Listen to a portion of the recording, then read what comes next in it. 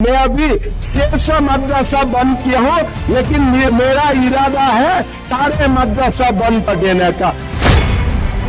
आसाम के रियासत वज़ीर आला हेमंत बिस्वा शर्मा ने कहा कि वो रियासत आसाम के तमाम मदारिस को बंद करने का मंसूबा बना रहे हैं। कर्नाटक के बेलगावी में एक जलसे आम से खिताब करते हुए इन्होंने कहा कि इनकी हुकूमत पहले ही 600 मदारिस को बंद कर चुकी है और बाकी तमाम मदरसों को भी जल्द ही बंद कर दिया जाएगा। एक रिपोर्ट के जरिए इस इक़दाम के पीछे मकसद के बारे में पूछा गया तो आसाम के वज़ीर आला ने कहा कि नए हिंदुस्तान को मदारिस नहीं चाहिए, इसे यूनिवर्सिटी, स्कूलों और कॉलेजों की जरूरत है। माजी में भी हेमंत बिस्वा शर्मा ने अक्सर मदारिस की तादाद कम करने या वहां दी जाने वाली तालीम का जायजा लेने के अपने इरादे का इजहार किया है। आसाम में इस वक्त 3000 रजिस्टर और गैर रजिस्टर मदारिस हैं। खैर रहे कि हेमंत बिस्वा शर्मा साल 2020 में एक कानून लाए थे जिसके जरिए तमाम सरकारी मदारिस को रेगुलर स्कूलों में तब्दील किया जाएगा। आसाम के वज़ीर आला ने कहा कि रियासती पुलिस बंगाली मुसलमानों के साथ मिलकर काम कर रही है जिनका तालीम के तय रवैया मुस्बत है, जिसका मकसद मदारिस में अच्छा माहौल पैदा करना है। मदारिस में साइंस, रियाजी को भी मज़ामीन के तौर पर पढ़ाया जाएगा और तालीम के हक का एहतराम किया जाएगा और असातिज़ा का डेटा बेस रखा जाएगा।